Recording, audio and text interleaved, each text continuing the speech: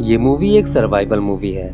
इस मूवी में एक फादर अपनी 2 बेटियों के साथ अफ्रीका के सफारी में घूमने जाता है, जहां उनका सामना एक खतरनाक आदमखोर शेर से होता है। तो क्या वो अपनी और अपने परिवार की जान बचा पाता है या फिर शेर का शिकार हो जाता है? चलिए जानते हैं इस कहानी में। तो मूवी की शुरुआत में हम कुछ शिकारियों को देखते हैं जो जंगल में एक शेरों के झुंड पर हमला करते हैं और कई सारे शेरों को मार देते हैं और उन्हें गाड़ी में डालने लगते हैं। तभी एक शिकारी किसी के गुर्राने की आवाज सुनता है और अपनी गन लेकर आवाज की तरफ बढ़ता है। तभी एक शेर उस पर हमला करता है। दूसरा शिकारी उसकी आवाज सुन लेता है और उसे देखने के लिए जाता है। तभी जख्मी शिकारी झाड़ियों से बाहर आता है। दूसरा शिकारी मदद लाने के लिए भागता है, लेकिन गलती से एक जाल में फंस जाता है और तभी शेर उसे मार देता है। फिर हम डॉक्टर नेट और उसकी 2 बेटियां नोरा और मैरी को देखते हैं, जो अपने पिता के साथ अफ्रीका पहुंचती हैं। थोड़ी देर बाद नेट का दोस्त मार्टिन वहां आता है और उन्हें अपने घर ले जाता है। नेट अपनी बेटियों को उसकी माँ की फोटोज दिखाता है जब वो यहाँ रहते थे। रात को मैरी और नेट के बीच झगड़ा हो जाता है। मैरी कहती है कि नेट उसकी माँ के आखिरी समय में उसके साथ नहीं था। अगले दिन वो सब सफारी घूमने निकल जाते हैं, जहाँ मार्टिन उन्हें अपने दोस्त बेंजी से मिलवाता है, जो एक शेरों के झुंड का देखरेख करता है। फिर मार्टिन झुंड की तरफ बढ़ता है। दरअसल इन शेरों को मार्टिन ने ही पाला है। उसे देखकर झुंड के 2 शेर उसके पास आते हैं, लेकिन वो उसे कुछ नहीं करते। तभी मार्टिन की नजर झुंड की एक जख्मी शेरनी पर पड़ती है और वो उसके पास जाने की कोशिश करता है, पर शेरनी गुस्सा हो जाती है। नेट मार्टिन से शेरनी की हालत के बारे में पूछता है। मार्टिन बताता है कि ये उन्हीं शिकारियों के द्वारा जख्मी की गई है, जो अब शेरों के अलावा हाथी और गेंडे का भी शिकार कर रहे हैं। शिकारी इनके दांत, पंजे और खाल को ब्लैक मार्केट में बेचते हैं। फिर वो उन्हें पास के एक गांव में ले जाता है ताकि वो वहाँ के लोगों से शिकारियों के बारे में पता कर सके। रास्ते में हम उन्हीं शिकारियों की गाड़ी को देखते हैं जिन्हें हमने कहानी की शुरुआत में देखा था। मतलब अब ये लोग उस खतरनाक आदमखोर शेर के इलाके में आ चुके हैं। जब वो गांव पहुंचते हैं तो वहाँ कोई नहीं होता।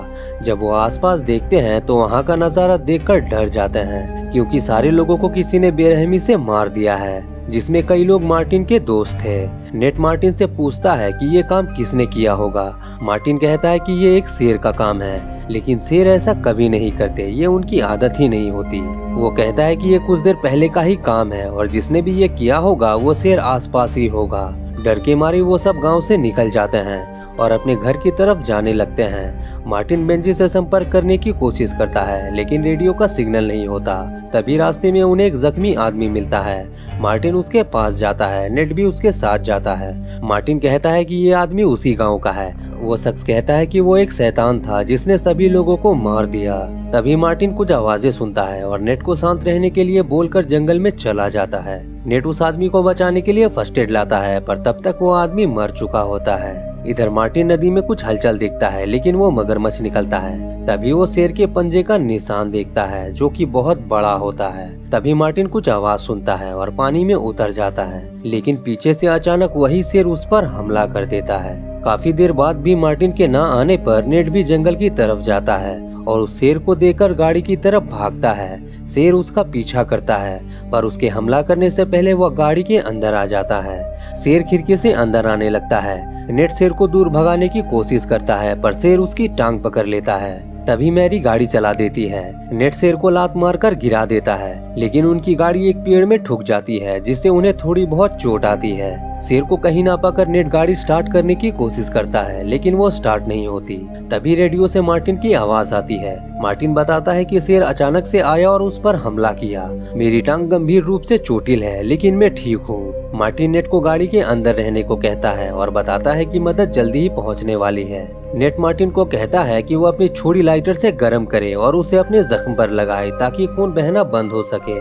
मार्टिन वैसा ही करता है, पर दर्द की वजह से वो जोर से चीखता है। नेट मार्टिन की आवाज सुन लेता है। नेट उससे कहता है कि मैंने तुम्हारी आवाज सुन ली, मैं तुम्हें बचाने आ रहा हूँ। तभी मार्टिन कहता है कि मत आओ, मैं अकेला नहीं हूँ, क्योंकि वो शेर सीधा उसी की तरफ देख रहा होता है। जैसे ही शेर मार्टिन के पास आता है, वो नेट को बताता है कि हम इसके इलाके में घुस आए हैं। नेट गाड़ी में कुछ ढूंढता है। उसे एक बॉक्स मिलता है जिसमें एक राइफल होती है। फिर वो उस राइफल को असेंबल करता है। इस दौरान वो मार्टिन के साथ कम्युनिकेशन बनाए रखता है। मार्टिन बताता है कि शेर यहाँ से गायब हो गया है, वो कहीं दिखाई नहीं दे रहा।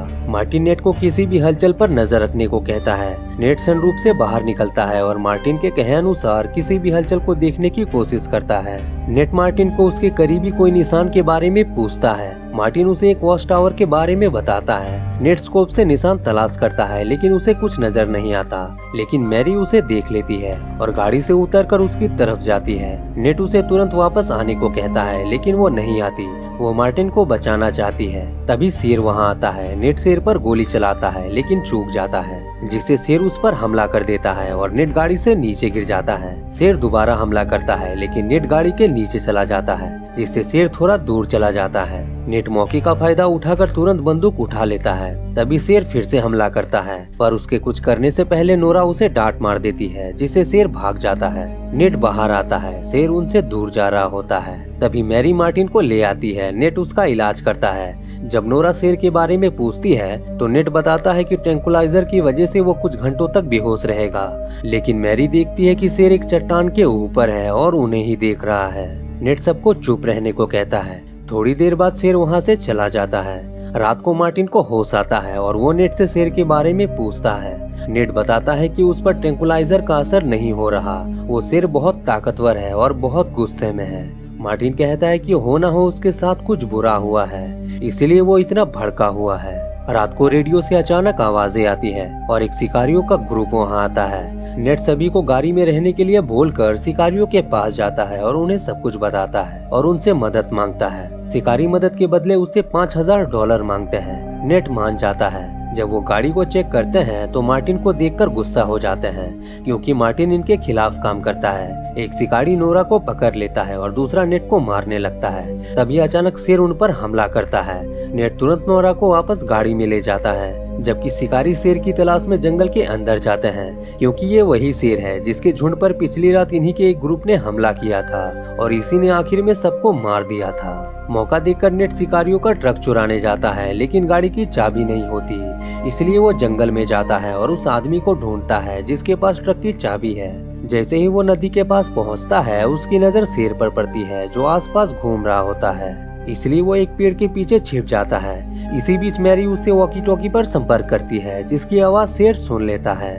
नेट वॉकी टॉकी को फेंककर पेड़ पर चढ़ जाता है। तभी एक सांप उसके पास आता है, पर वो कुछ कर नहीं पाता क्योंकि शेर ठीक उसके नीचे होता है। इसलिए वो उस सांप को पकड़कर शेर के ऊपर फेंक देता है, जिससे शेर भाग जाता है। नीचे उतरकर वो उस आदमी को देख लेता है जिसके पास चाबी है, पर शेर वहीं होता है। इधर नोरा घबराहट में गाड़ी का हॉर्न बजा देती है, जिससे शेर वहां से चला जाता है। आखिरकार नेट शिकारी तक पहुंचता है और ट्रक की चाबी और उसकी बंदूक ले लेता है। इधर शेर अचानक गाड़ी पर हमला करता है। मार्टिन दोनों को गाड़ी से निकाल देता है और अगले ही पल गाड़ी चट्टान से नीचे गिर जाती है, जिससे गाड़ी का फ्यूल लीक होने लगता है। शेर मार्टिन को मारने आता है, पर मार्टिन गाड़ी ब्लास्ट कर देता है। ब्लास्ट की आवाज सुनकर नेट तुरंत वहां आता है।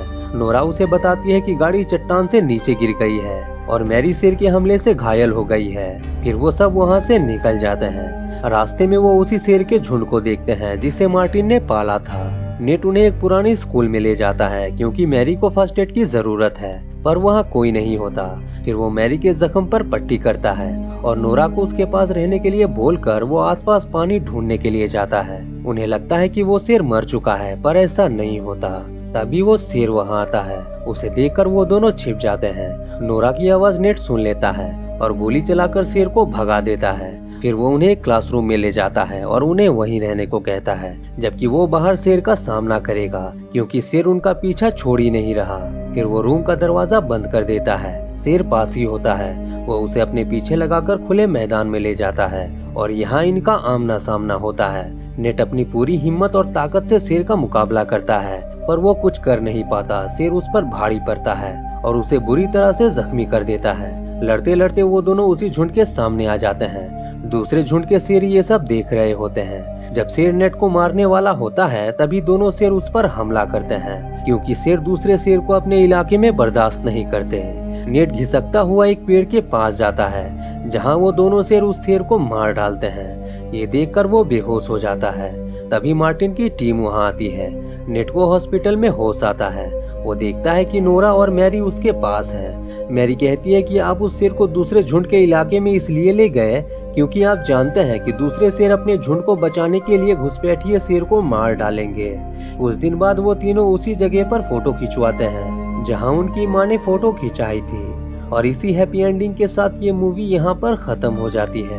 उम्मीद है आपको ये स्टोरी अच्छी लगी होगी। अच्छी लगी है तो चैनल को सब्सक्राइब करके बेल नोटिफिकेशन जरूर से ऑन कर लें। धन्यवाद।